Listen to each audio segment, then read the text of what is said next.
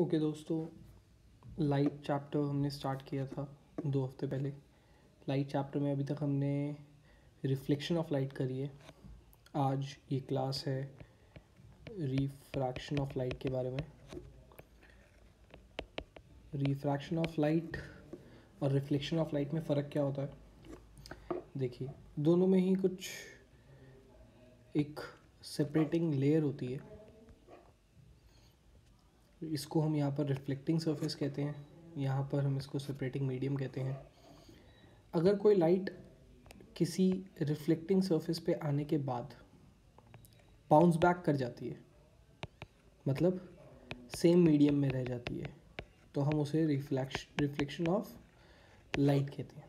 Fine, अगर medium उसने change नहीं किया, वन मीडियम में थी, आई, बाउंस बैक करी, सेम मीडियम में रह गई, मीडियम चेंज नहीं हुआ, इसको हमने बाउंस बैक वाली लाइट को बोल दिया रिफ्लेक्टेड लाइट, और इस फिनोमेना को बोल दिया रिफ्लेक्शन ऑफ लाइट। बट वहीं पर अगर कोई लाइट आके सेपरेटिंग मीडियम पे टकरा के दूसरे मीडियम में जाके अपना पाथ चेंज कर लेती है, फर्स्ट मीडियम से आई थी इंसिडेंट रे, सेकेंड मीडियम में चली गई रिफ्रैक्टेड रे, ये जो लाइट है इसको रिफ्रैक्टेड रे कहते हैं, जो दूसरे मीडियम में जाती है और अपना पाथ चेंज कर लेती है। आप इसका असली पाथ देखेंगे, ये दिख रहा है इसको आपको, इसका असली पाथ। ये पाथ नहीं है अब इसका, ये इसका ओरिजिनल पाथ था, इसने अपना पाथ चेंज कर लिया। अब पाथ चेंज इस डायरेक्शन में करेगी या इस डायरेक्शन में, वो अभी हमारा क्वेश्चन है, उसके ऊपर अभी हमने डिस्कशन नहीं की है, अभी चैप्टर जस्ट स्टार्ट हुआ है। ये भी एक अच्छा क्वेश्चन है कि टुवर्ड्स जाएगी या अवे जाएगी। टुवर्ड्स और अवे का आंसर तो बहुत ईजी है, लेकिन हम इस आंसर को सिर्फ इस वीडियो में सीखेंगे नहीं, हम इसे वीडियो के थ्रू इसे प्रूव करेंगे। सो आपको टॉपिक क्लियर हुआ कि टॉपिक में बात किस बारे में करनी है। हमें इस रिफ्रैक्शन ऑफ लाइट में हमें बात करनी है एक ऐसे लाइट के बारे में जो किसी भी सेपरेटिंग लेयर से, मीडियम जो सेपरेट कर रहा होता है उस लेयर से एक मीडियम से दूसरे मीडियम में जाती है, और दूसरे मीडियम में जाके वो अपना पाथ चेंज कर लेती है। उसको हम कहते हैं रिफ्रैक्शन ऑफ लाइट। फाइन, चलिए अब देखते हैं टॉपिक स्टार्टिंग से प्रॉपरली क्या है ये, हमारे बोर्ड्स पॉइंट ऑफ व्यू से किन किन चीज़ों की डिमांड करता है। स्टेप बाय स्टेप एक एक पॉइंट को अच्छे से समझते हैं। सो इधर आप टॉपिक देख सकते हैं। ये टॉपिक हमसे कह रहा है that in this we need to study the phenomena when light goes from one transparent medium to another. This phenomena is known as refraction of light. अच्छा, ये फिनोमेना कहाँ आता है? क्योंकि फिज़िक्स है, ये साइंस है, और साइंस आपको पता है हम जो भी चीज़ें पढ़ते हैं वो सिर्फ पढ़ने के लिए नहीं पढ़ते हैं, उनका एप्लीकेशन बहुत ज़रूरी होता है हमारे साइंस में। आज भी जितनी भी डिस्कवरीज, जितने भी इन्वेंशंस चल रहे हैं, वो सब इन्वेंशंस, वो सब डिस्कवरीज हमारा फाइनली इस रिज़ल्ट पे निर्भर करता है कि ये इन्वेंशन कितनी अच्छी और कितनी ख़राब है। ये इस बात पे निर्भर करती है कि उसकी एप्लीकेशंस क्या है। जितना एप्लीकेशन ह्यूमन काइंड के ईज़ ऑफ लाइफ में काम आता है, उतनी ज़्यादा वो अच्छी इन्वेंशन मानी जाती है। तो ये जो रिफ्रैक्शन ऑफ लाइट को हमने समझा, इससे हमें अप्लाई कहाँ किया। सबसे पहले आप यहाँ देखेंगे आई लेंस में, स्पेक्टिकल्स के केसेस में इसको हमने लेंसेज में अप्लाई करा। देन डेप्थ ऑफ वाटर में अप्लाई किया।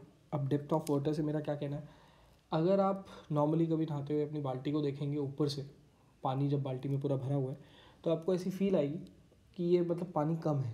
वेराज जब आप बाहर से देखेंगे उसी सेम बाल्टी को, तो आपको वही बाल्टी बड़ी दिखेगी, थोड़ा ज़्यादा उसका आपको डेप्थ दिखेगा।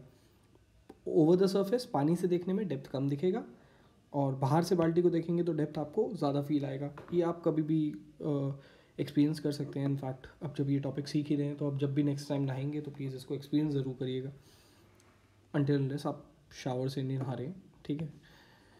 देन रेनबो में इसकी एप्लीकेशन देखी गई है, बट ये रेनबो वाला केस जो है वो रिफ्रैक्शन एक अकेला फिनोमेना नहीं है जो रेनबो बनाने में काम आता है। और भी फिनोमेनाज हैं, जैसे कि डिस्पर्जन ऑफ लाइट है, जैसे कि TIR है। अब ये TIR क्या होता है, टोटल इंटरनल रिफ्लेक्शन, या डिस्पर्जन ऑफ लाइट क्या होता है, ये सारे टॉपिक्स जो हैं वो हमारे इस चैप्टर के नहीं है, इसको हम ह्यूमन आई में डिस्कस करेंगे। इनफैक्ट ये रेनबो वाला, ये स्टार ट्विंकलिंग वाला, ये दोनों ही टॉपिक जो हैं वो हमारे कहाँ पर हैं, ह्यूमन आई में। ये स्टार ट्विंकल क्यों करता है, या रेनबो हमें कैसे दिखाई देता है, इसके बारे में डिस्कशन हम करेंगे ह्यूमन आई में। फाइन, एक ये पेंसिल एंड बीकर वाला कॉन्सेप्ट है, रिफ्रैक्शन ऑफ लाइट में, कि रिफ्रैक्शन की वजह से हमें ऐसा लगता है कि पेंसिल बेंड हो गई है उस जगह से जहाँ से मीडियम दूसरा स्टार्ट होता है। मतलब अगर आप एक बीकर लें, फाइन, एंड इस बीकर में पानी भरा हो लेट्स से, तो एक पेंसिल अगर आप देखेंगे तो वो यहाँ से आपको ऐसे ही दिखाई देगी, मतलब इधर तक तो ऐसी दिखाई देगी। अब आपको उम्मीद होनी चाहिए कि वो ऐसे ही जाएगी, लेकिन वो आपको ऐसी दिखाई देगी। वो है ऐसे ही पड़ी, वो ऐसे ही है डॉटेड पार्ट की तरह, मतलब सीधी पड़ी है, लेकिन दिखाई ऐसे देती है टेढ़ी यहाँ से, इस जगह से जहाँ से पानी शुरू हो रहा है। तो ये पेंसिल का इस जगह से बेंट हो जाना, ये भी फिनोमेना किसके अंदर आता है? रिफ्रैक्शन ऑफ लाइट के अंदर आता है। फाइन। अब ये phenomena of change in path of light while going from one medium to another medium, when known as refraction of light. Thus, refraction of light is the phenomena of bending of light from its original path on entering the another medium. ये ऐसा करती क्यों है? Of course, ये जो path को change करना है, this refraction occurs right at the boundary of the two medium. मतलब ये जो दो medium की boundary है, यहाँ पर आते ही इसका पाथ चेंज हो जाएगा, बस यहीं चेंज होगा। आप ये मत सोचिएगा कि फॉर एग्जांपल ये लाइट आ रही थी, ये फाइनली ऐसे इसको जाना चाहिए था, लेकिन यहाँ पर सेपरेशन आ गया तो इसने अपना पाथ चेंज कर दिया और चलते चलते बीच मझदार में वापस फिर पाथ चेंज कर लिया। मीडियम के अंदर जाने के बाद ये अपना पाथ चेंज नहीं करती है, ये सिर्फ पाथ चेंज करती है eight the boundary of the two media. मतलब जो दोनों मीडियस को, मीडियम 1 एंड मीडियम 2 को जो सेपरेट कर रहा होता है, खाली वहीं पर अपना पाथ चेंज करती है। अगर दोबारा सेपरेशन आ जाएगा, लेट्स से यहाँ पर हो सकता है कि यहाँ पर लेट्स से कोई दोबारा सेपरेशन आ गया, कि फिर दोबारा सेकंड मीडिया और थर्ड मीडिया सेपरेट हो रहा है इधर, तो ये यहाँ करेगी। लेकिन अगर कोई मीडिया नहीं आएगा सेम मीडियम में, कोई अगर मीडियम नया नहीं आएगा, तो सेम मीडियम में चलते चलते कभी भी अपना पाथ चेंज नहीं करेगी। ये हमेशा उसी पाथ में फिर चलती रहेगी सेम मीडियम में। फाइन। ये तो एक बेसिक चीज़ें हैं जो आपको पता होनी चाहिए रिफ्रैक्शन के बारे में, कि वो पाथ चेंज करती है, पहला क्वेश्चन। दूसरा क्वेश्चन कि वो पाथ कहाँ चेंज करती है? ओनली एट द बाउंड्री, और फिर दोबारा कहीं पाथ चेंज नहीं करती है। तीसरी चीज़, पाथ चेंज करती क्यों है? Cause of refraction. तीसरी चीज़ क्या है हमारे पास? कॉज ऑफ रिफ्रैक्शन, कि आखिर इसने पाथ चेंज किया तो किया क्यों। इस चीज़ को समझने के लिए आपको यहाँ पर थोड़ा सा 9th स्टैंडर्ड का एक फॉर्मूला याद कराना पड़ेगा मुझे, साउंड चैप्टर में। साउंड चैप्टर में आपने 9th स्टैंडर्ड में वेलोसिटी का एक फॉर्मूला लर्न किया था, v is lambda new, if you remember. Fine, उसको देखते हैं और साथ में इस फिगर के साथ कुछ समझेंगे भी एग्जैक्टली कि लाइट चाहती क्या है। सो इसको मैं आपके लिए रब कर देता हूँ।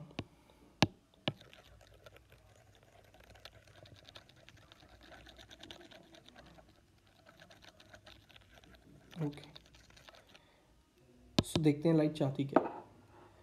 यहाँ पर v इज लैम्डा न्यू एक फॉर्मूला था आपके पास किसी भी वेव के लिए, that velocity is equals to wavelength multiplied by frequency. Fine. Light चाहती है कि वो अपने फ्रीक्वेंसी को सेम रखे। लाइट क्या चाहती है? वो अपने फ्रीक्वेंसी को सेम रखे। फ्रीक्वेंसी का मतलब होता है 1/t, टाइम पीरियड को सेम रखे। तो अब ये एक डिस्टेंस है जो लाइट ने कवर किया है। फाइन, ये एक डिस्टेंस है जो लाइट ने कवर किया है।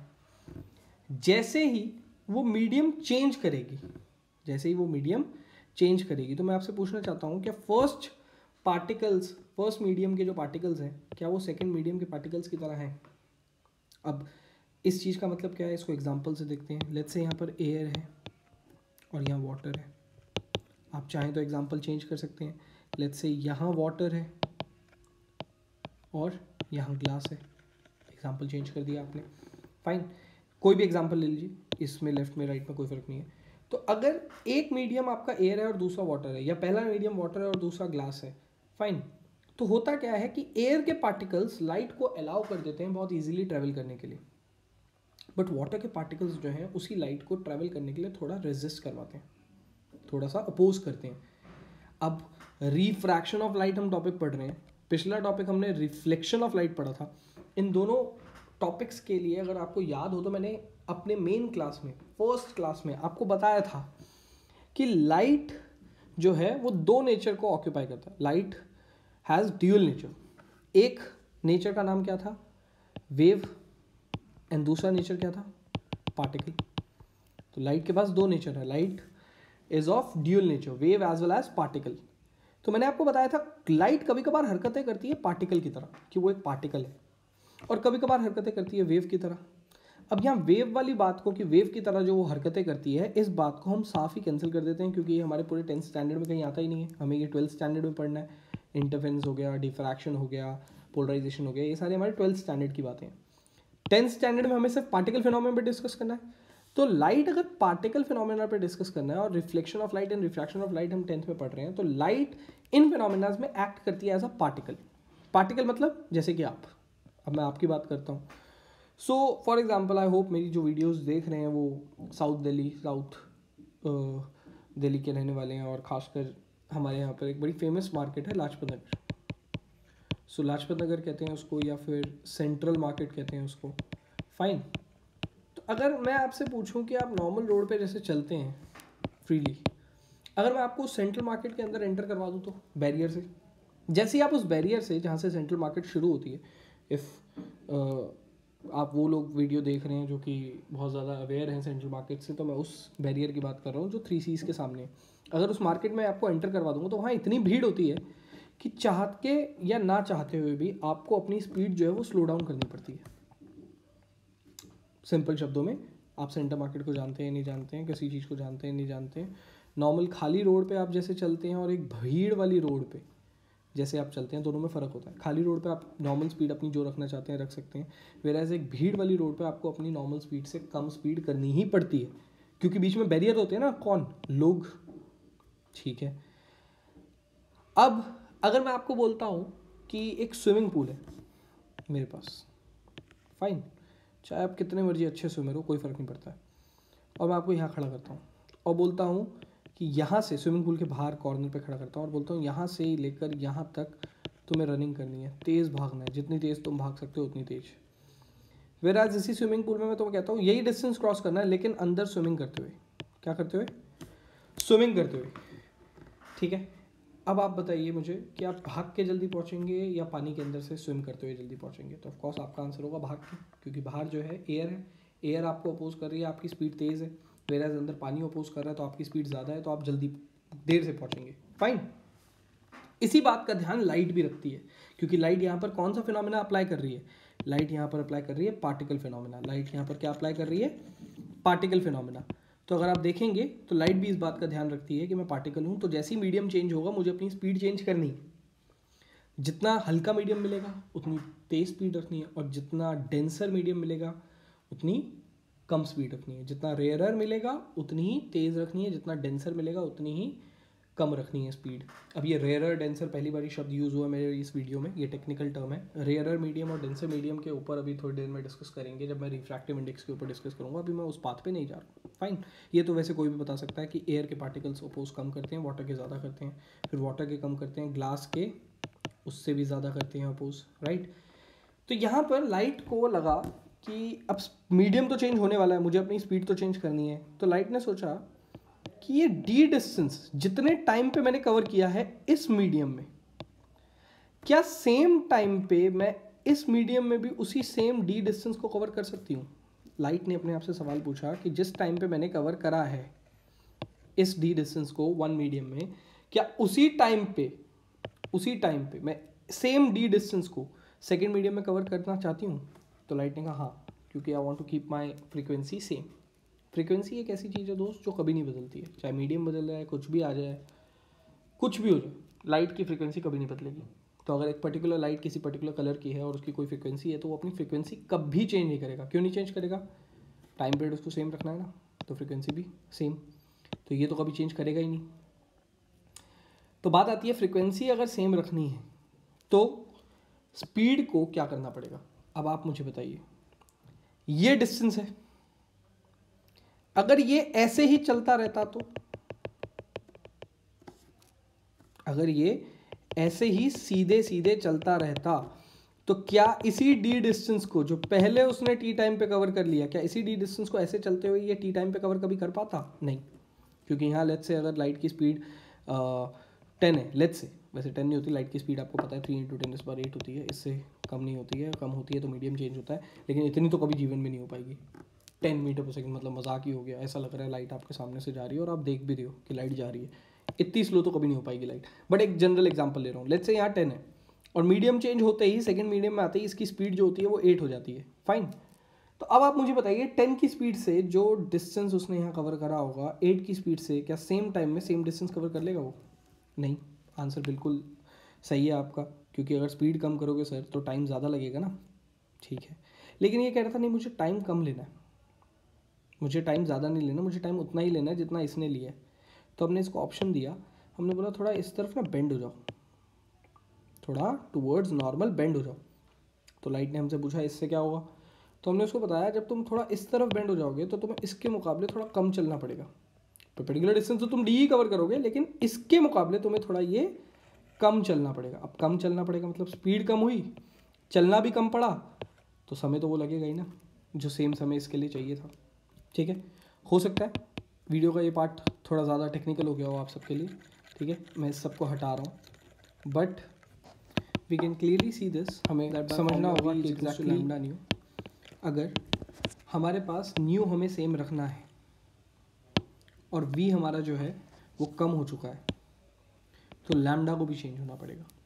ये तो आप समझ ही गए होंगे कि लाइट को न्यू सेम रखने में इंटरेस्ट है, वी उसका कम हो चुका है, तो उसको लैम्डा को भी कम करना पड़ेगा in order to keep nu same. इसी लैम्डा को कम करने के चक्कर में वो टुवर्ड्स नॉर्मल बेंड कर जाती है। तो यहाँ पर आप कॉज में देखेंगे, the basic cause of refraction is the change of the speed of light in going from one medium to another medium and hence change its path due to different densities of the medium।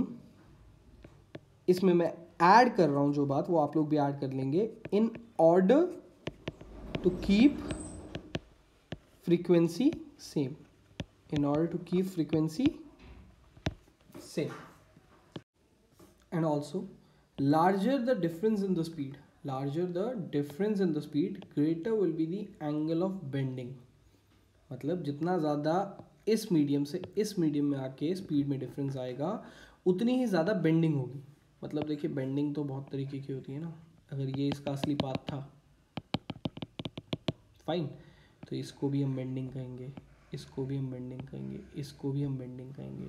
तो ज़्यादा से ज़्यादा bending होगी अगर ज़्यादा change आएगा। सो ये medium अगर एयर था और ये वाटर था, लेट्स से वाटर के केस में इतनी बेंडिंग होती है, ठीक है, वाटर के केस में ये फर्स्ट वाली बेंडिंग है। लेकिन अगर इसी मीडियम को हटा के आप लोग ग्लास रख देंगे तो ज़्यादा स्पीड में चेंज आएगा, तो ये ग्लास वाली बेंडिंग हो जाएगी। इसी मीडियम को हटा के आप लोग डायमंड रख देंगे तो फिर और ज़्यादा बेंडिंग हो जाएगी। तो फर्स्ट मीडियम तो एयर है कॉमन, बट सेकेंड मीडियम अगर आप चेंज करते जाएंगे तो जितना ज़्यादा डेंसर करते जाएंगे मीडियम को, जितना ज़्यादा लाइट को तकलीफ होगी उसके अंदर ट्रेवल करने से, उतनी ही ज़्यादा वो बेंडिंग शो करेगा, फाइन। तो जैसा हमने रिफ्लेक्शन ऑफ लाइट में देखे थे लॉ ऑफ रिफ्लेक्शंस, वैसे ही हमारे पास रिफ्रैक्शन ऑफ लाइट में भी है, रिफ्रैक्शन ऑफ लाइट में भी है हमारे पास लॉ ऑफ रिफ्रैक्शन। अब ये लॉ ऑफ रिफ्रैक्शन में सबसे पहले यूज़ होने वाली चीज़ें देख लेते हैं कौन कौन सी हैं, तब उसके हिसाब से हम लोग लॉ को डिफाइन करेंगे। सो इस फिगर में आप देख पा रहे हैं हमारे पास एक इंसिडेंट रे है आईपी, जो मीडियम 1 से आ रही है, इंसिडेंट रे। देन एक पी है, point of incidence,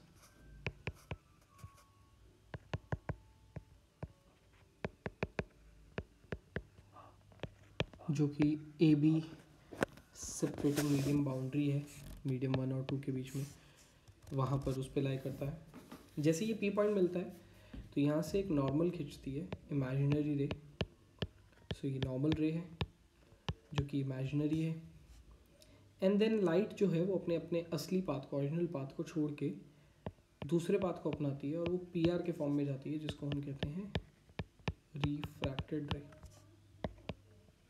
fine. So angle I है हमारे पास, that is angle of incidence, जो कि ऑफ कोर्स किसके बीच में बनता है, I P and N P, formed between I P and M P, मतलब इंसिडेंट रे और नॉर्मल रे के बीच में। और एंगल आर भी है हमारे पास, that is angle of refraction, angle of refraction जो कि किसके बीच में बनता है, formed between P R and P N dash, मतलब रिफ्रैक्टेड रे और नॉर्मल रे के बीच में। इंसिडेंट रे और नॉर्मल रे के बीच में बनने वाला एंगल एंगल ऑफ इंसिडेंस है, रिफ्रैक्टेड रे और नॉर्मल रे के बीच में बनने वाला एंगल एंगल ऑफ रिफ्रैक्शन है। फाइन। ये कुछ चीज़ें हैं जो इस्तेमाल में आएंगी मेरे लॉ में, तो इसलिए पहले मैंने फिगर के साथ उन चीज़ों को आपको फिगर में समझा दिया कि कौन सी चीज़ क्या है। अब हम लॉ लिख सकते हैं। तो यहाँ पर फर्स्ट लॉ जो है वो तो एग्जैक्टली सेम है जो हमने देखा था लॉ ऑफ रिफ्लेक्शन में भी, दैट इंसिडेंट रे, नॉर्मल रे and refracted ray all lie in a same plane, all lie in a same plane।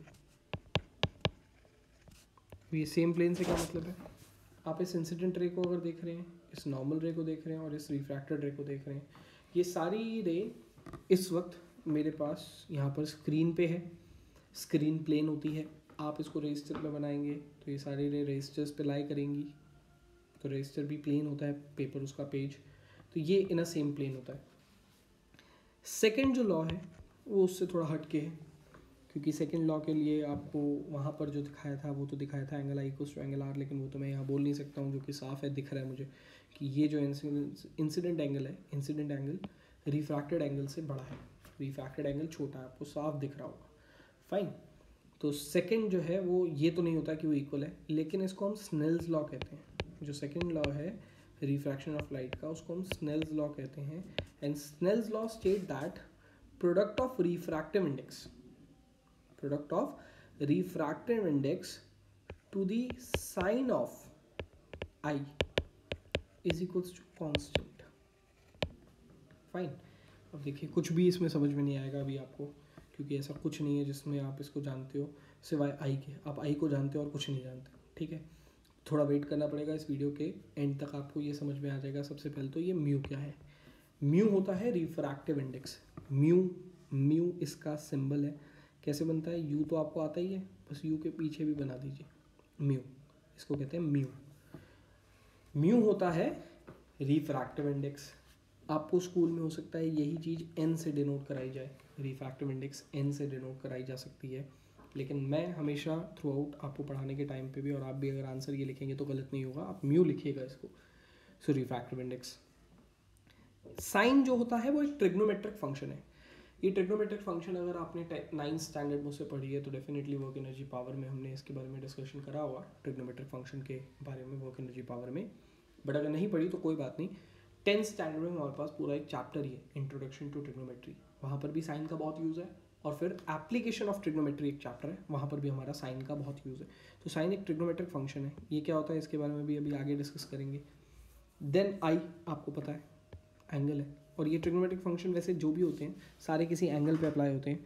तो ट्रिग्नोमेट्रिक फंक्शन जैसे कि साइन हो गया, कॉस हो गया, टैन हो गया, इन सब के रेसिप्रोकल्स भी होते हैं, कोसिकेंट, सेकेंट एंड कॉट, ये सब एंगल्स पे अप्लाई होते हैं। ठीक है, अभी के लिए बेसिक जानते हैं कि स्नेल्स लॉ में यूज़ होने वाले लोग कौन हैं, फिर उन लोगों के जो ब्रीफ डिस्कशन है या तो वीडियो में आगे करेंगे या मैथ्स के अंदर हमें समझ में आएगा। फाइन। स्नेल्स लॉ कहता है that product of refractive index with sine of theta is constant. अब इसको अप्लाई करते हैं इस फिगर पे। तो ये वन मीडियम है, तो इसका ज़रूर कोई रिफ्रैक्टिव इंडेक्स होगा इस मीडियम का, उसको मैंने लिख दिया μ1। क्या लिख दिया, μ1। और ये सेकंड मीडियम है, इसका भी ज़रूर मीडियम का कोई रिफ्रैक्टिव इंडेक्स होगा, उसको लिख दिया मैंने μ2। अब रिफ्रैक्टिव इंडेक्स जो होता है वो सिर्फ ये डिसाइड करता है कि लाइट मतलब एबिलिटी उसकी क्या है, in order to bend a light, ability of a medium in order to bend a light is defined as refractive index. ये सिर्फ एक टेक्निकल भाषा है या यूँ कहूँ बुकिश लैंग्वेज है। एक्चुअलिटी क्या है, रिफ्रैक्टिव इंडेक्स ये चीज़ डिसाइड करता है कि उसको लाइट के लिए रेजिस्टेंस कितना पैदा करना है। किसी भी मीडियम का रिफ्रैक्टिव इंडेक्स आपको ये बताएगा कि वो लाइट को रेजिस्ट कितना कर पा रहा है, मतलब जितना ज़्यादा रिफ्रैक्टिव इंडेक्स होगा वो उतना ज़्यादा रेजिस्टेंस पैदा करेगा, अपने अंदर से पास करने से उतना ज़्यादा रोकने की कोशिश करेगा, उस चक्कर में वो उसकी स्पीड कम करेगा। समझ में आया आपको बेसिक चीज़? तो मैंने बोला वन मीडियम है, ज़रूर उसका कोई रिफ्रैक्टिव इंडेक्स होगा μ1, और सेकंड मीडियम है, ज़रूर उसका कोई रिफ्रैक्टिव इंडेक्स होगा μ2। अब इसको इस लॉ पे अप्लाई करता हूँ मैं। जिस तरीके से मैं आज कर रहा हूँ उसी तरीके से आप थ्रू आउट इस चैप्टर में करेंगे एंड थ्रू आउट लाइफ आप इसी तरीके से करेंगे। स्नेल्स लॉ को अप्लाई डायरेक्टली लर्न नहीं करेंगे, बुक्स में आपको डायरेक्टली लिखा हुआ मिलेगा या फिर हो सकता है चीज़ें आपको डायरेक्टली दिखाई जाएँ तो आप गलती कर बैठें। तो इसलिए जो मैं कर रहा हूँ बहुत ही बच्चों की तरह इस तरीके से ही आपको करना है। फर्स्ट मीडियम का रिफ्रैक्टिव इंडेक्स है 1 और फर्स्ट मीडियम से ही लाइट आ रही थी, इसलिए फर्स्ट मीडियम का रिफ्रैक्टिव इंडेक्स लिखिए μ1 और मल्टीप्लाई करिए उसको साइन ऑफ फर्स्ट मीडियम के अंदर एग्जिस्ट करने वाले एंगल के साथ। क्योंकि लाइट फर्स्ट मीडियम से आ रही है इसलिए फर्स्ट मीडियम में एग्जिस्ट करेगा incident angle, angle of incidence, इसलिए इसको मल्टीप्लाई करिए साइन आई के साथ। फाइन, इक्वल्स टू लिखिए, क्योंकि प्रोडक्ट इनका बार बार कांस्टेंट है तो इनका प्रोडक्ट बार बार क्या है, कांस्टेंट है, तो इनका ही प्रोडक्ट जो है वही दूसरे का भी प्रोडक्ट होगा, दैट इज सेकेंड मीडियम का रिफ्रैक्टिव इंडेक्स। सेकेंड मीडियम का रिफ्रैक्टिव इंडेक्स मल्टीप्लाई करना है sine of angle in second medium, sine of, आगे मैंने एंगल अभी लिखा नहीं है, इन सेकेंड मीडियम। और आपने बोला सेकेंड मीडियम में लाइट जा रही थी from one medium to another medium. अगर सेकेंड मीडियम में लाइट जा रही थी तो सेकेंड मीडियम में लाइट रिफ्रैक्ट कर रही होगी, तो एंगल ऑफ रिफ्रैक्शन एग्जिस्ट कर रहा है सेकेंड मीडियम में, इसलिए यहाँ पर लिखा sine R. Fine, topic start करने के वक्त जब मैंने बोला आपको बहुत ध्यान से सीखिएगा, तो हो सकता है आपको लगा वो बहुत डिफिकल्ट चीज़ है, ये तो बड़ी आसान लग रही है। हाँ आसान है, लेकिन कभी कभार लर्निंग एबिलिटी से ही आप टफ बना देंगे और हो सकता है गलत भी कर दें। अब इसके आगे क्या करना है बताता हूँ मैं आपको। ये है μ1 अपॉन ये है μ2, मतलब μ1 के पैरों में मैं μ2 को ले आया तो साइन आर के पैरों में कौन चला जाएगा, साइन आई। अब कुछ बच्चे इसको लर्न कर लेते हैं, फाइन, मान लेते हैं कि कुछ बच्चे इस फॉर्मूले को लर्न कर लेते हैं और डायरेक्टली हर न्यूमेरिकल में अप्लाई करते हैं, तो वो गलत कर ही देंगे। रीजन बीइंग कि भाई ये जो फॉर्मूला है ये फिक्स थोड़ी रहने वाला है। सोचिए कोई मीडियम था 1, ठीक है, या 2 और कोई मीडियम था 1, लाइट आ रही थी 2 मीडियम से और जा रही थी 1 मीडियम में, तब तो ये नहीं रहेगा ना, क्योंकि 2 मीडियम से आ रही थी तो एंगल जो है इंसिडेंस वो 2 मीडियम में होगा और एंगल जो है वो रिफ्रैक्शन है 1 मीडियम में होगा। तो ये जो 2 मीडियम में एंगल ऑफ इंसिडेंस यहाँ पर आ जाएगा और 1 मीडियम में जाने की वजह से एंगल ऑफ रिफ्रैक्शन यहाँ आ जाएगा, ये सारी चीज़ें उल्टी हो जाएंगी। लॉजिक समझे आप? तो आपको ये नहीं देखना है डायरेक्ट फॉर्मूला, हमेशा ये नहीं होगा। हो सकता है μ1 बाय μ2 का answer sine are by sine I की जगह sine I by sine are भी हो सकता है, लेकिन वो ये होगा कि वो ये चीज़ बताएगा स्नेल्स लॉ। तो इसको इस पैटर्न से करेंगे ना तो सही जगह पहुंचेंगे। फाइन, और अगर इसका रेसिप्रोकल लिखूं तो यहीं पर इधर ही μ2 बाय μ1 लिख दूँ तो यहाँ भी रेसिप्रोकल करना पड़ जाएगा, sine I by sine R हो जाएगा। ठीक है, ये भी समझ में आया, इसी का खाली रेसिप्रोकल लिखा है, लेकिन रेसिप्रोकल लिखा ही क्यों? क्योंकि इसका मतलब कुछ और है और इसका मतलब कुछ और है। इस रेशो का मतलब है आप रिफ्रैक्टिव इंडेक्स 1 का देखना चाहते हैं 2 पे डिपेंडेंट, मतलब 2 के नजरिए से 1 को देखना चाहते हैं। You want to find refractive index of 1 with respect to 2, लेकिन इसका मतलब क्या है, आप पता लगाना चाहते हैं रिफ्रैक्टिव इंडेक्स 2 का विद रिस्पेक्ट टू 1। लॉजिक समझ रहे हैं आप? तो अगर कल को आपसे कोई कहता है refractive index of A with respect to B बताइए, ध्यान से देखिए इसको। जब 1 ऊपर था तो 1 का रिफ्रैक्टिव इंडेक्स पता लगाया, 2 नीचे था तो 2 के रिस्पेक्ट में पता लगाया। रिफ्रैक्टिव इंडेक्स ऑफ ए पता लगाना है आपको बी के रिस्पेक्ट में, तो आप क्या लिखेंगे, refractive index of A by refractive index of B. Fine, लेकिन इसका राइट हैंड साइड क्या होगा, sine are by sine I होगा या sine I by sine R होगा, ये आप डायरेक्टली लर्न नहीं करेंगे। आप इसी तरीके से फिगर में देखेंगे कि लाइट कहाँ से कहाँ जा रही है, उसके बाद उसके स्पेसिफिक रिफ्रैक्टिव इंडेक्स से उसके अंदर आने वाले एंगल को मल्टीप्लाई करेंगे साइन के साथ। मतलब जहाँ से जा रही है वहाँ पर आई होता है और जहाँ को जा रही है वहाँ पर आर होता है। जहाँ से इंसिडेंट रे जा रही है वहाँ पर आई और जिस मीडियम में जा रही है वहाँ पर आर। ये वाला लॉजिक समझ लीजिए। अगर आपको ये लर्न करने में, ये कॉन्सेप्ट समझने में अगर जरा सी भी दिक्कत है तो मैं यहीं पर और इसी वक्त इस प्रॉब्लम को सॉल्व कर देता हूँ। आपको डायरेक्टली ये भी लिखना सिखा देता हूँ, ठीक है। चलिए इसको लिखना सीखते हैं। सो मैंने आपके लिए वो सब कुछ रब कर दिया। अब मैं वापस से जा रहा हूँ और मैं चाहता हूँ कि मैं स्नेल्स लॉ को इस तरीके से अप्लाई करके यहाँ पर ना पता लगाऊँ, वो रेशियो डायरेक्टली पता लगा लूँ। लेकिन उसको पता लगाने के लिए डायरेक्टली फिर भी मुझे ये ज़रूर जानना होगा कि किस मीडियम से किस मीडियम में लाइट जा रही है, ठीक है। तो मैं एक काम करूँगा इसके लिए और दूसरा काम करूँगा मैं इसके लिए। चलिए सबसे पहले एक सजेशन, लेट्स से हमें निकालना था μ12। क्या निकालना था? μ12। मैं μ12 इस केस में भी निकाल रहा हूँ और μ12 इस केस में भी निकालूंगा, ठीक है। तो लेट्स से हमें निकालना था μ12। μ12 का मतलब क्या होता है? Refractive index of 1 with respect to 2। तो आप लिखेंगे refractive index of 1 divided by refractive index of 2। Fine. यही चीज सेम आपने इसके लिए भी की। आपने इसके लिए भी निकाला, μ12 ही निकाला इसके लिए भी। तो refractive index of 1 by refractive index of 2 लिखना पड़ गया आपको। फिगर ये भी है, फिगर ये भी है। फाइन। बस फर्क क्या है इन दोनों फिगर्स में? इस फिगर में ये फर्क है कि फर्स्ट मीडियम से लाइट आ रही है और सेकंड मीडियम को लाइट जा रही है। और इस मीडियम में क्या है? सेकंड मीडियम से लाइट आ रही है और फर्स्ट मीडियम को लाइट जा रही है। मैंने आपको क्या बोला? जहाँ से लाइट आती है वहाँ पर एंगल ऑफ इंसिडेंस होता है और जहाँ को लाइट जाती है वहाँ पर एंगल ऑफ रिफ्रैक्शन होता है। तो अगर आप यहाँ देखेंगे कि सेकंड मीडियम से आ रही है तो angle of incidence second medium में हो गया और फर्स्ट मीडियम को जा रही है तो angle of refraction first medium हो गया। इतनी सी बात समझ गए आप? ठीक है। अब ये जरा इस फॉर्मूले का राइट साइड क्या बनेगा, इस फिगर से आपको डायरेक्टली लिखना सिखा रहा हूं। फर्स्ट मीडियम के अंदर एंगल क्या है? आई, क्योंकि फर्स्ट मीडियम से लाइट आ रही थी। और फर्स्ट मीडियम का रिफ्रैक्टिव इंडेक्स कहां पड़ा हुआ है? न्यूमरेटर में। कहां पड़ा हुआ है? न्यूमरेटर में, ठीक है। तो फर्स्ट मीडियम के अंदर लाई करने वाला एंगल साइन के साथ डिनोमिनेटर में आएगा। सेकंड मीडियम कहां पड़ा हुआ है? डिनोमिनेटर में। तो सेकंड मीडियम से लाई करने वाला एंगल, यहां देखिए सेकंड मीडियम में लाई करने वाला एंगल आर ऊपर आएगा न्यूमरेटर में। तो अगर रिफ्रैक्टिव इंडेक्स न्यूमरेटर में तो sine of that angle which lies in that medium denominator में। अगर रिफ्रैक्टिव इंडेक्स डिनोमिनेटर में तो sine of that angle which lies in that medium numerator में। अब यहां पर तो बड़ी जल्दी से आप कर लेंगे ये μ1 बाय μ2 को। देखिए जरा, वन मीडियम के अंदर कौन लाई कर रहा है? आर। वन मीडियम खुद कहां लाई कर रहा है? न्यूमरेटर में। तो आर कहां लाई करेगा? डिनोमिनेटर में।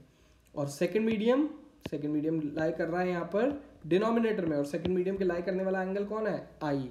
तो सेकंड मीडियम खुद डिनोमिनेटर में कर रहा है तो उसका एंगल साइन ऑफ आई कहाँ जाएगा? फाइन। ये तो लिखने का ट्रेंड था स्नेल्स लॉ को डायरेक्टली। वैसे जो इससे पहले तरीका बताया था बेसिक था और बहुत अच्छा था, उसी तरीकों को ज़्यादातर अपनाइएगा। फाइन, ये लिखना तो सीख लिया हमने। अब हमारा अगला सवाल है कि आखिर ये रिफ्रैक्टिव इंडेक्स में सर आपने इसको मोड़ा नॉर्मल की तरफ, इसमें आपने मोड़ा नॉर्मल से अवे। तो आपको कैसे पता चलेगा नॉर्मल की तरफ मुड़ेगा या नॉर्मल से अवे मुड़ेगा? ये मेरा अब टॉपिक आगे बढ़ रहा है। नॉर्मल की तरफ कब मुड़ेगा और नॉर्मल से अवे कब मुड़ेगा। देखिए इसका आंसर अगर इसी वक्त मुझे देना हो विद इन 10 सेकेंड्स तो आप ध्यान से सुनिए। जब रेयरर मीडियम से डेंसर मीडियम में लाइट जाती है तो टुवर्ड्स नॉर्मल मुड़ती है, और जब डेंसर मीडियम से रेयरर मीडियम में लाइट जाती है तो अवे फ्रॉम नॉर्मल मुड़ती है। आंसर बड़ा सिंपल है, मैंने वीडियो के स्टार्टिंग में भी बताया था। आंसर समझने में हमें ज़रा सी भी देर नहीं लगेगी। अगर हल्के मीडियम से भारी मीडियम में जा रही है लाइट तो वो नॉर्मल के टुवर्ड्स जाएगी, और अगर भारी मीडियम से हल्के मीडियम में जा रही है लाइट तो वो नॉर्मल से अवे जाएगी। अब मीडियम भारी हल्का का मतलब क्या है? सिंपल, उसके पार्टिकल्स जो हैं वो कितना अपोज कर रहे हैं, ठीक है। सो इसको शॉर्ट फॉर्म में यही मैं लिख देता हूँ, R D T N, and इस वाली फिगर में यहाँ पर मैं लिख रहा हूँ DRAN. So rarer to denser towards normal, denser to rarer away from normal, DRAN. And इसका क्या नाम है आई डोंट नो, इसको तो DRAN आप प्रोनाउंस कर सकते हैं, बट इसमें RDTA, ठीक है। ओके, सो आगे बढ़ते हैं। बट जैसे कि मैंने कहा था, मैं सिर्फ इसको बताऊंगा नहीं, मैं इसको मैथमेटिकली प्रूव भी करूंगा, ठीक है। लेकिन मैथमेटिकल प्रूफ करने के लिए मुझे आप लोगों का थोड़ा सा और दिमाग चाहिए होगा, आप थोड़ा सा और दिमाग लगाना पड़ेगा, ताकि जो चीज़ें मैं बताऊं, कीवर्ड्स बताऊं अभी के लिए, at this moment in the month of April, आपको वो फेरी टेल की तरह मान लेना होगा। लेकिन जैसे ही आप आगे बढ़ेंगे in the month of June, July, में गॉड ब्लेस अस ऑल, जितनी जल्दी ये कोरोना ख़त्म हो जाए उतनी जल्दी हम पहुँचेंगे। तो in the month of June July में जब हमारा ट्रिगो चल रहा होगा, तब डेफिनेटली हम इस चीज़ को प्रॉपरली सीख जाएंगे। लेकिन आज के लिए उसी ट्रिगो की पॉइंट को जब मैं बताऊंगा तो हो सकता है आपको फेरी टेल लगे, सिर्फ आपको प्रॉपरली सुन के उसको वहीं पर लर्न करना पड़ेगा जो मैं बताऊंगा। फाइन, तो देखते हैं इसके प्रूविंग में मैथ्स का थोड़ा यूज़। ओके, सो इस अपने वीडियो में देखिए राइट हैंड साइड पे आपके पास एक फिगर है। मैं इस फिगर को थोड़ा सा और मॉडिफाई कर रहा हूँ, और इस फिगर में ये जो है वो पाथ जो मैंने बनाया है वे अभी डॉटेड पाथ, ये इसका ओरिजिनल पाथ है, मतलब ये इसका असली पाथ था। अगर ये मीडियम ग्लास ना आया होता बीच में, अगर ये मीडियम ग्लास बीच में ना आया होता और एयर ही चल रहा होता, तो ये ऐसे ही चलता रहता। तो इस वीडियो में रेयरर मीडियम एयर से, मतलब एयर एक हल्का मीडियम है ग्लास के मुताबिक, सो रेयरर मीडियम से डेंसर मीडियम में जा रही है। फाइन, अच्छा मैं यहाँ पर आपको इसी वक्त इस वीडियो में इसी वक्त रुकने के लिए कहता हूँ और कुछ सोचने के लिए कहता हूँ। सो ये रेयरर और डेंसर में क्या ये फिक्स्ड है कि कोई चीज़ हमेशा ही रेयरर है और हमेशा ही डेंसर है? मतलब कोई चीज़ भारी या हल्की जो होती है जनरली, वो तब तक भारी या हल्की रहती है जब तक आप दो चीज़ों को कंपेयर कर रहे हो।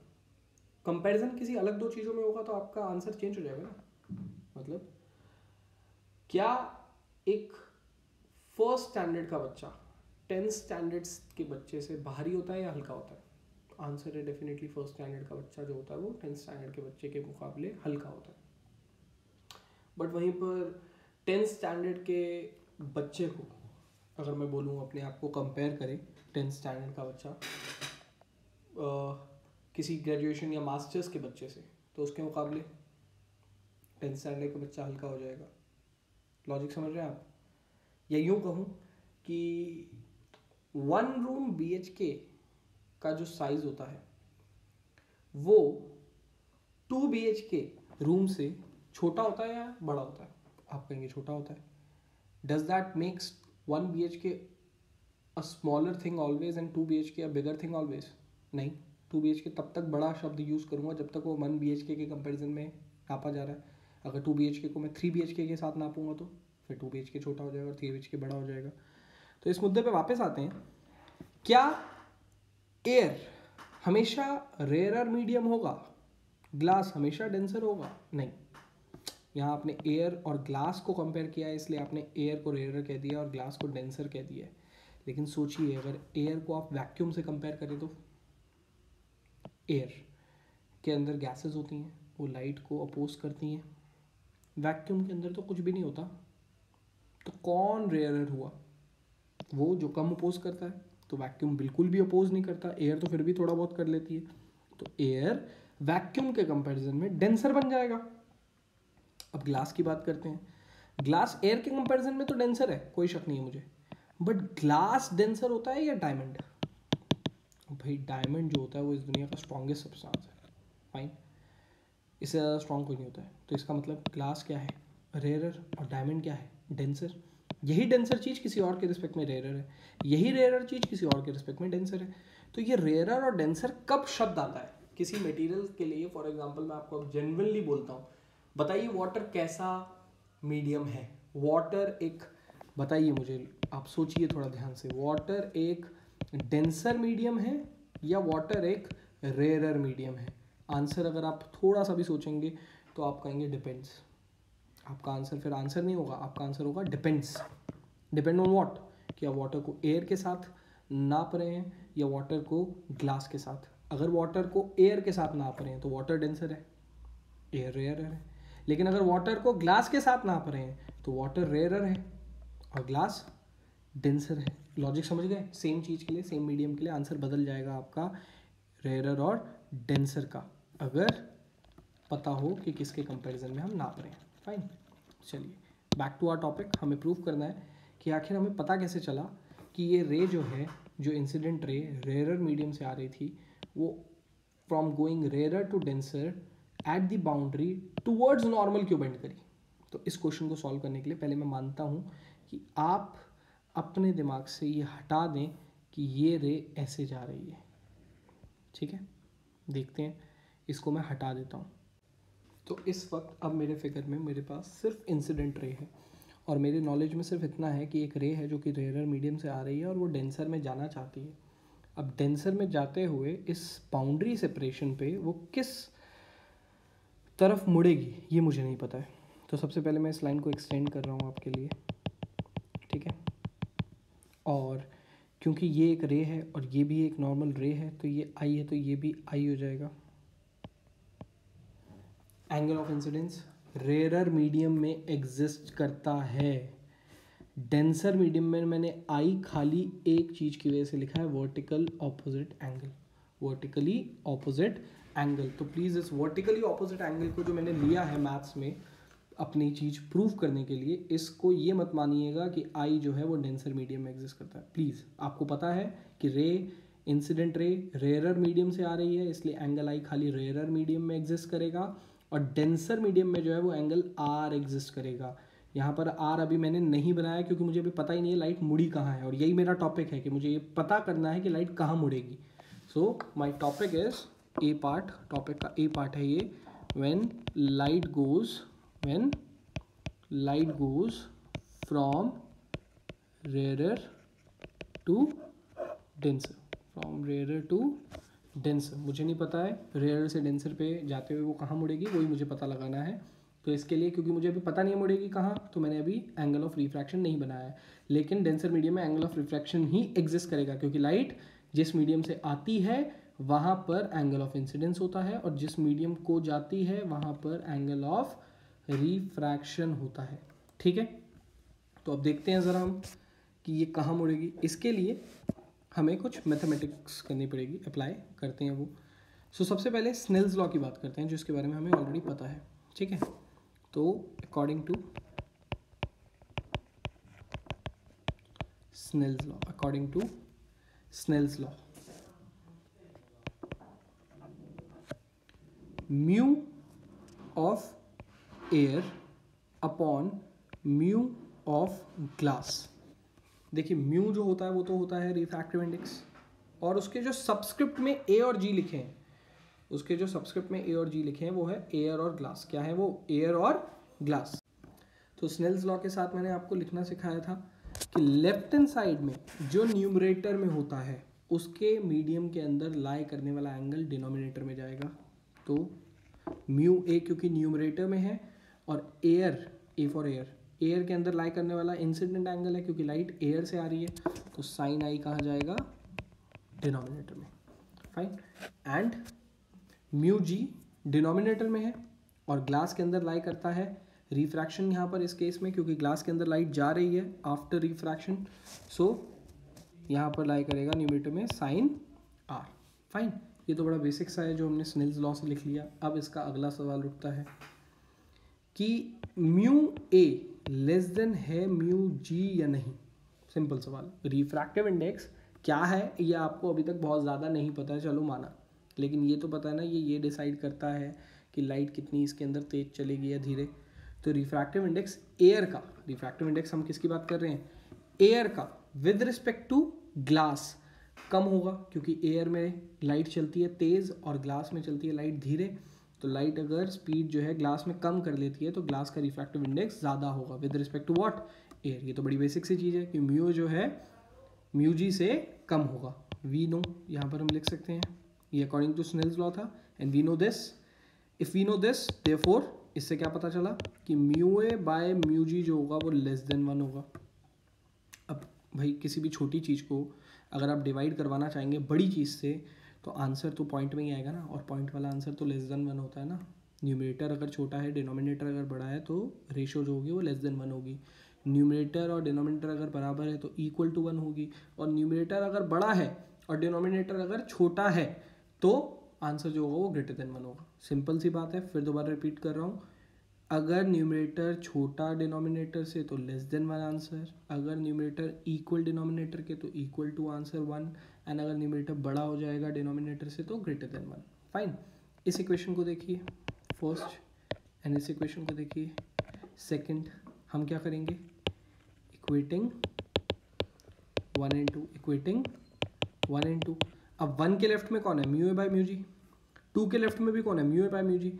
तो अगर ये mu A by mu g equal है इस चीज़ के, तो अगर mu A by mu g खुद लेस देन 1 है, mu A by mu g refractive index of air with respect to glass खुद ही लेस देन 1 है, तो साइन आर बाय साइन आई का भी आंसर जो होगा वो क्या होगा, लेस देन 1। क्यों होना पड़ेगा इसको लेस देन 1, क्योंकि इक्वालिटी फॉलो करनी है इसको, ये इक्वल का साइन फॉलो करना है ना। तो लेफ्ट का आंसर अगर लेस देन 1 है तो राइट के आंसर को भी लेस देन 1 होना पड़ेगा, ताकि दोनों बराबर रहें। इक्वल का मतलब बराबर, बराबर रहने के लिए दोनों को सेम हरकत करनी पड़ेगी। फाइन। ये लेस देन वाली बात हमें कैसे पता चली थी, क्योंकि हमें पता था न्यूमरेटर छोटा है, और न्यूमरेटर छोटा है ये हमें कैसे पता चला, क्योंकि हमें पता है एयर में जो है वो लाइट जो होती है वो ज़्यादा तेज़ चलती है, और डेंसर में ग्लास में जो लाइट है वो धीरे चलती है। ये हमें इसने बताया। ठीक है, चलिए आगे बढ़ते हैं। अगर sine r by sine i less than 1 है तो थोड़ी गंगा उल्टी बहाते हैं। अभी अभी आपने बोला था कि अगर न्यूमरेटर छोटा है डिनोमिनेटर से तभी लेस देन 1 आंसर आएगा, और अगर मैं उल्टी बात पूछूं कि अगर लेस देन 1 है इसका मतलब क्या निकलेगा, न्यूमरेटर छोटा है डिनोमिनेटर से। मैं फिर रिपीट कर रहा हूं, यहाँ पर आपने पहले पता लगाया था कि न्यूमरेटर वाली वैल्यू जो है वो डिनोमिनेटर वाली वैल्यू से छोटी है, इसलिए रेशो लेस देन 1 आएगी। और यहाँ पर आपने पता लगा लिया क्योंकि लेस देन 1 आएगा इसलिए न्यूमरेटर को छोटा होना पड़ेगा डिनोमिनेटर से। ठीक है यहाँ तक। चलिए आगे देखते हैं। अब मैं बोलना चाहता हूँ आपको, since sine is increasing function, मैं इसी फेरी टेल की बात कर रहा था थोड़ी देर पहले कि क्वेश्चन में एक फेरी टेल आएगी जो अभी तो हमें नहीं आती है लेकिन जून जुलाई के मंथ में आ जाएगी। साइन क्या है, एक इंक्रीजिंग फंक्शन है। इसका मतलब जैसे जैसे इनपुट का एंगल बढ़ाओगे आंसर बढ़ता जाएगा। इंक्रीजिंग फंक्शन, एंगल बढ़ेगा तो आंसर बढ़ेगा। तो since sine is increasing function therefore i is greater than r. Angle बढ़ेगा तो साइन की वैल्यू बढ़ेगी। तो अगर साइन आई की वैल्यू बढ़ी हुई है इसका मतलब एंगल जो है साइन का आई वाला वो बड़ा है। किससे, आर से, क्योंकि साइन आर से वैल्यू बड़ी है साइन आई की। ये लाइन सिखाती है हमें, since sine is increasing function, क्योंकि साइन एक इंक्रीजिंग फंक्शन है तो जैसे जैसे एंगल बढ़ता है 0 to 90 वैसे वैसे साइन ऑफ थीटा का आंसर भी बढ़ जाता है। तो यहाँ पर एंगल आई बड़ा होगा आर से। फाइन, ये हमारा आउटकम है। बस यहीं तक पहुँचना था हमें, लेकिन दोस्त इसमें तो कहीं पे भी नहीं आया कि टूवर्ड्स मुड़ेगा या वे आया, लेकिन जो आया उसको हमें देखना पड़ेगा एग्जैक्टली फिगर में अप्लाई करके। ठीक है, अब आप बताइए मुझे, एक रे आपको बनानी है। मैं आपके पास 2 चॉइस छोड़ता हूँ। मोड़ना है इतना तो पता है कि उसका पाथ चेंज करना है, लेकिन पाथ चेंज कैसे करना है ये तो उसका ओरिजिनल है जो डॉटेड बना हुआ है। मैं आपके लिए 2 अलग अलग कलर में लाइन बता रहा हूँ और आप बताना मुझे कौन सा कलर वाली लाइन जो होगी वो सही होगी। फाइन, ठीक। तो अब फिगर में क्योंकि हमें पहले से ही पता था कि इस लाइट को एक मीडियम से दूसरे मीडियम में जाके अपना पाथ चेंज करना है, तो ये तो इस फिगर में असली पाथ था इसका। अब पाथ चेंज करने का मतलब है या तो इस तरफ मुड़ेगी या उस तरफ मुड़ेगी। मैंने दोनों बना दी, एक रेड कलर से बना दिया और एक ब्लू कलर से बना दिया। अब आपको दिमाग लगाना है कि कौन सा सही है, रेड या ब्लू।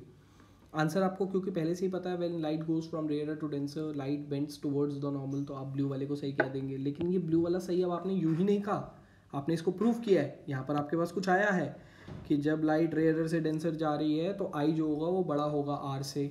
अब आप मेरे इस वर्टिकली ऑपोजिट को यूज़ करिए। आपको यहाँ दिख रहा है ये आई है। अब बताइए ये आर जो बनाया है मैंने रेड वाले से वो इस आई से बड़ा है कि छोटा है। बहुत देखने में आराम से पता चल जाएगा आपको कि उधर बढ़ने पर ये बड़ा हो रहा है। आर बड़ा है। क्या आपका आउटकम आर बड़ा आया है या आर छोटा आया है? तो आप कहेंगे आंसर जो मेरा आया वो है आर लेस होना पड़ेगा आई से। अब इसको देखिए ज़रा, ये आर इस आई से क्या है, छोटा, इसका मतलब रे ऐसे मुड़ेगी, क्योंकि मेरा आउटकम क्या है कि आर को छोटा होना पड़ेगा आई से। अब समझे मैंने वर्टिकली ऑपोजिट क्यों बनाया था, इन ऑर्डर टू कंपेयर। यहाँ पर आई मैंने बस इसलिए रखा था ताकि मैं कंपैरिजन कर सकूँ आर के साथ, ताकि जब आर छोटा है तो मैं छोटी एंगल ऑफ रिफ्लेक्शन को यहाँ पर कंपेयर करके दिखा सकूँ कि देखिए आई से छोटा एंगल ये वाला है तो वो इस तरफ मुड़ेगी, अगर उस तरफ मुड़ती तो एंगल ऑफ रिफ्रैक्शन बड़ा हो जाता, और वो हमारा आउटकम नहीं है। हमारा आउटकम क्या है, आई बड़ा होगा आर से, फाइन। तो इसलिए टुवर्ड्स नॉर्मल बनेगी। तो यहाँ पर रेड वाला गलत है और ब्लू वाला सही है, ताकि आर छोटा रहे। ठीक है, ये मैथमेटिकल एक्सप्रेशन था आपके पास। इसी तरीके से अब आप मेरे लिए एक साथ एक बारी फिर ये सारा कॉन्सेप्ट दोहराएंगे, बट इस बारी हम दोहराएंगे किसके लिए, when light goes from denser to rarer. ठीक है, अच्छा एक चीज़ बिफोर मैं आगे जाऊँ, देखिए यहाँ पर मैंने म्यू ए बाय म्यू जी निकाला था। ठीक है, तो कुछ बच्चे हो सकते हैं इसको लर्न कर लें। अच्छा, क्योंकि एयर से लाइट आ रही है और ग्लास में लाइट जा रही है, इसलिए सर ने एयर को ऊपर रखा और ग्लास को नीचे, ऐसा नहीं है। आप चाहते तो यहाँ पर mu G by mu A भी रख सकते थे, तो भी आंसर यही आता जो अभी आया है। ठीक है, तो मैं आपके इस भ्रम को तोड़ देता हूँ अगले वाले कॉन्सेप्ट में। एयर से लाइट आ रही है और ग्लास में लाइट जा रही है, इसलिए मैंने एयर को ऊपर और ग्लास को नीचे नहीं रखा। मैं कुछ भी रख सकता था, कुछ भी लिख सकता था, वो मेरे ऊपर डिपेंड करता था। तो अगले वाले मेरे क्वेश्चन में ग्लास से लाइट आएगी और एयर में लाइट जाएगी, तो देखिएगा फिर भी मैं एयर को ऊपर रखूंगा और ग्लास को नीचे, और तब भी मेरा आंसर वही निकलेगा जो मैं निकालना चाहता हूँ। और मैं क्या निकालना चाहता हूँ अगले क्वेश्चन में answer, that light should bend away from normal. When light goes from denser to rarer, light should bend away from normal. देखिए वही आंसर आएगा। ठीक है, तो इस चीज़ में मत पड़िएगा कि किसको ऊपर रखना है किसको नीचे, किसी को भी ऊपर किसी को भी नीचे रखिए, बस उसके राइट साइड पे बहुत ज़रूरी ध्यान देना है आपको कि राइट साइड पे क्या आएगा। ठीक है, अगले उस पर चलते हैं। ओके, सो यहाँ पर आपके पास फिर दोबारा क्वेश्चन आ चुका है कि जब लाइट डेंसर से रेयरर में जाएगी तो वो कैसे मुड़ेगी। देखिए आपको एग्जांपल में तो ऑलरेडी दिखाई रखा है कि अवे फ्रॉम नॉर्मल जा रही है, फाइन। लेकिन पहले की तरह मैं इस फिगर को मिटा दूंगा थोड़ा सा, कि फाइनल आंसर जो है वो हमारा मैथमेटिकल एक्सप्रेशन के बाद ही हम बनाएंगे कि अवे जाएगी या टूवर्ड्स। उसके लिए पहले इसको थोड़ा सा चेंज कर देते हैं, फिगर को मॉडिफाई कर देते हैं। सबसे पहले तो आप फिगर में देखिए कि अब मैंने लाइन को एक्सटेंड कर दिया इंसिडेंट रे को, मतलब जो उसका ओरिजिनल पाथ है मैंने उसको उसके साथ एक्सटेंड करवाया है। और मैं जानना चाहता हूँ कि एग्जैक्टली अब ये जो असली में लाइट आएगी वो कहाँ जाएगी, टुवर्ड्स जाएगी या अवे जाएगी। देखिए फिर मेरे पास दो ऑप्शन है। एक काम करता हूँ मैं पहले से ही, इस लाइट को मुड़ना तो है, ये तो हमें पता ही है क्योंकि एक मीडियम से दूसरे मीडियम में जाना है तो मुड़ना तो है ही, लेकिन किस तरफ सही होगा इसका मुड़ना, उसके कंक्लूजन के लिए हमें मैथमेटिकल एक्सप्रेशन निकालना है। लेकिन मैं उस सब को निकालने से पहले दो जो आपके पास चॉइसेस हैं उन चॉइसेस को आपके सामने रख देता हूँ, फिर फाइनली हमें देखना होगा कि कौन सी चॉइस सही है। फाइन, तो आप देख सकते हैं ये ब्लू रे और रेड रे, ये आपके पास दो ऑप्शन है मुड़ने के। ब्लैक उसका ओरिजिनल पाथ है, ब्लैक उसका ओरिजिनल पाथ है, लेकिन ये ब्लू और रेड जो पाथ हैं ये उसके पास ऑप्शन है, इस ओरिजिनल पाथ से वो इस तरफ मुड़े या इस तरफ मुड़े, ये दो उसके पास ऑप्शन है। फाइन, इन ऑप्शन में से सही कौन है ये हमारे को हमारा मैथमेटिकल एक्सप्रेशन बताएगा। अब ज़रा मैथमेटिकल एक्सप्रेशन की तरफ चलते हैं। तो सबसे पहले according to what, according to Snell's law, जैसा कि मैंने कहा था कि लाइट कहाँ से जा रही है और कहाँ को जा रही है, इससे डिपेंड नहीं करता है कि मेरी स्नेल्स लॉ में न्यूमरेटर और डिनोमिनेटर में कौन आएगा। मैं कुछ भी रख सकता था, तो मैं एक काम करता हूँ म्यू ए बाय म्यू जी ही रखता हूँ पहले की तरह। ठीक है, बस फ़र्क इतना है, वहाँ पर एयर से ग्लास में जा रही थी, यहाँ से ग्लास से एयर में जा रही है, लेकिन मैंने म्यू ए बाय म्यू जी ही रखा, so that I can prove you कि इससे कोई फ़र्क नहीं पड़ता कि लेफ्ट साइड में क्या रख रहे हैं हम, लेकिन राइट साइड में फ़र्क पड़ता है। सो राइट साइड में देखने के लिए हमें ये देखना पड़ेगा कि आखिर एयर न्यूमरेटर में है, लेकिन एयर वाले मीडियम में एंगल कौन सा है।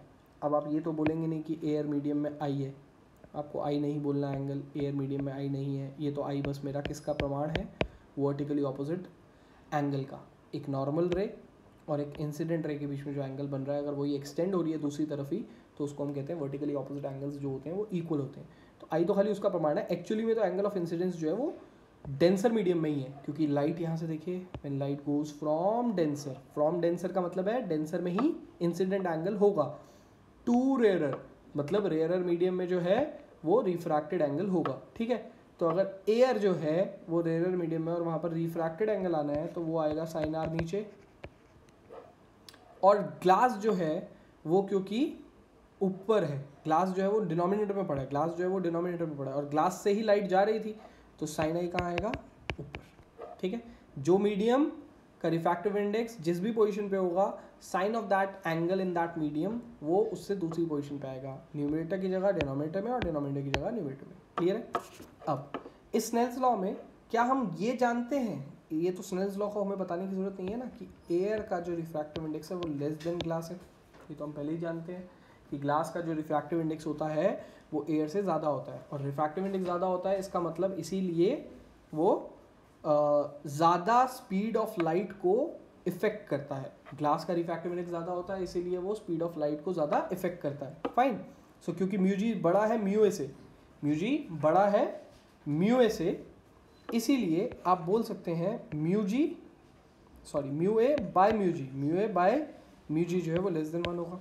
ऑफ कोर्स क्योंकि डिनोमिनेटर हमारा बड़ा है, न्यूमरेटर हमारा छोटा है, न्यूमरेटर जब भी छोटा होगा डिनोमिनेटर से लेस देन 1 आंसर आएगा। ये अभी हमने थोड़ी देर पहले ही डिस्कस किया है। ये चीज़ किसने कही, फर्स्ट इक्वेशन स्नेल्स लॉ ने। सेकंड चीज़ जो आपको दिख रही है सेकंड लाइन में, ये आपके दिमाग ने आपको बताया है। एंड थर्ड चीज़ जो ये जिसको मैं सेकंड इक्वेशन लिख रहा हूँ, ये चीज़ लिखने के लिए आपको मैथ्स ने हेल्प करी कि न्यूमरेटर एंड डिनोमिनेटर में रिलेशन आपको मैथ्स ने बताया। फाइन। अब इक्वेटिंग 1 और 2 हम इक्वेट कर रहे हैं 1 और 2 इक्वेशन को। और इक्वेट करने का रीज़न क्या है भाई, क्योंकि दोनों की लेफ्ट हैंड साइड सेम है, इसमें भी म्यू ए बाय म्यू जी है, इसमें भी म्यू ए बाय म्यू जी है। तो म्यू ए बाय म्यू जी का हाल जो हो रहा है यहाँ पर सेकेंड इक्वेशन में, वही हाल sine I by sine R का होगा फर्स्ट इक्वेशन में, क्योंकि इक्वालिटी उसको फॉलो करनी है, दोनों इक्वल है ना, दोनों क्या है इक्वल। तो अगर mu A by mu g less than 1 है तो sine I by sine are भी लेस देन 1 होगा। फाइन। अब sine I by sine r less than 1 है, देयरफॉर इससे पता क्या चला आपको, साइन आई जो है वो छोटा है साइन आर से। क्यों भाई, अभी तो सीखा हमने, जब भी कोई रेशो जो होगी वो लेस देन 1 होगी, रेशो जो होगी वो क्या होगी, लेस देन 1 होगी। तो न्यूमरेटर जो है वो छोटा होना चाहिए किससे, डिनोमिनेटर से, तभी आंसर लेस देन 1 होगा। तो इसकी रेशो अगर लेस देन 1 है इसका मतलब साइन आई जो है वो लेस देन साइन आर है। फाइन। अब वही fairy tale that since sine is an increasing function, क्योंकि साइन एक क्या है, इंक्रीजिंग फंक्शन है। अगर मैं इसको स्टेटमेंट को बार बार फेरी टेल कह रहा हूँ तो सचमुच का इसको फेरी टेल मत मांग लेना, ये सिर्फ फेरी टेल इस मंथ तक के लिए है, एक्चुअल में आगे ये चीज़ हमें दिखाई भी देगी जून एंड जुलाई के मंथ में। Fine. Since sine is increasing function, therefore sine r अगर बड़ा है तो इसकी वजह कौन है, आर। साइन आई अगर छोटा है तो इसकी वजह कौन है, I. Therefore R is greater than I. ये हमारा मैथमेटिकल फाइनल एक्सप्रेशन आया। अब जरा इसको अपने फिगर में ढूंढने की कोशिश करते हैं। ये रहा आई, अब बताइए अगर ये इधर मुड़ गई तो बड़ा हो रहा है एंगल या छोटा हो रहा है, तो एंगल बड़ा हो रहा है। फाइन। और ये रहा आई, और अगर ये इधर मुड़ती रेड की तरफ तो एंगल क्या होता, छोटा इस आई से। तो आपको क्या चाहिए यार, बड़ा चाहिए आई से या छोटा, बड़ा चाहिए। तो हमें ब्लू वाले को बोलना पड़ेगा ये राइट ऑप्शन है, और रेड वाले को बोलना पड़ेगा ये रॉन्ग ऑप्शन है। अगर ब्लू वाला राइट ऑप्शन है इसका मतलब while going from denser to rarer light always bend away from normal से दूर भागती है। And while going from rarer to denser, अगर यहाँ पर डेंसर टू रेयर की जगह क्या होता, रेयरर टू डेंसर, तो वो कहाँ भागती, टुवर्ड्स नॉर्मल, वो नॉर्मल की तरफ भागती। फाइन। ये आपका टॉपिक है। देखा जाए तो आप अगर अपने असाइनमेंट से इसको कंपेयर करेंगे तो आपने कुछ भी नहीं पढ़ा, जितना बड़ा लेक्चर है स्टिल आपने सिर्फ और सिर्फ 2 पेजेस कवर करें अच्छे से। लेकिन ये 2 पेजेस नहीं कवर करे आपने एकदम बेसिक रिफ्रैक्शन से स्टार्ट किया है, and from tip to top जो भी रिफ्रैक्शन के बारे में जानना था वो सब जान लिया है। अब आप रिफ्रैक्शन की एप्लीकेशंस के ऊपर, रिफ्रैक्टिव इंडेक्स के ऊपर, अपैरेंट डेप्थ के ऊपर, स्फेरिकल लेंसेज के ऊपर, मतलब लेंसेज के ऊपर, एंड देन उसके बाद और जितने भी इसके अंदर आगे चीज़ें आने वाली हैं इस टॉपिक में, जितने भी इस सब्जेक्ट में आने वाले हैं आगे जितने भी टॉपिक्स, उन सब के ऊपर जानेंगे अगली क्लास से। तो ये क्लास बहुत ज़्यादा डिटेल्ड है लेकिन रिफ्रैक्शन के ऊपर सब कुछ एक्सप्लेन करती है। और इसी डिटेल्ड क्लास के लिए होमवर्क जो होगा वो बहुत ही स्पेसिफिक होगा, लाइक स्पेसिफिक क्वेश्चंस मैं आपको अभी बता रहा हूँ, उन्हीं क्वेश्चंस को उन्हीं पेज नंबर पे आपको करना है असाइनमेंट से। आपको बहुत ज़्यादा PFP SP पूरे QBAD नहीं करने हैं, पूरे QBAD नहीं करने हैं, पूरे SP पूरे PFP नहीं करने हैं, QBAD के बस एक लिमिटेड क्वेश्चंस करने हैं, जो कि अभी मैं बताता हूँ आपको कि क्या पेज नंबर है और कौन से क्वेश्चन नंबर है। So, दोस्तों आप यहाँ पर ध्यान से देखिए आपका होमवर्क क्या है, मैं लिख रहा हूँ यहाँ पर पेज नंबर 88 एंड 89। जिन भी बच्चों के पास असाइनमेंट बुकलेट है वो ये देख सकते हैं, जिन बच्चों के पास असाइनमेंट बुकलेट नहीं है बाय चांस उनको PDF सेंड करी जा चुकी है। सो वो PDF में भी इसी पेज नंबर पे देख पाएंगे, page number 88 and page number 89 पे। क्वेश्चंस ध्यान से देखिएगा, question number 2nd, 3rd, 4th, 5th, 6th, 8th, 9th, 11th, 12th, 14th, then 16th, then 18th, then 19th, then 21, then 22 and then 23। सो ये आपके होमवर्क है इस पेज नंबर पे 88 और 89 पे। क्वेश्चन नंबर 23 ये आपका होमवर्क है, इसको करके अपडेट करिए मुझे, एंड देन उसके बाद अगली क्लास में इसको आगे देखेंगे। Fine, thank you.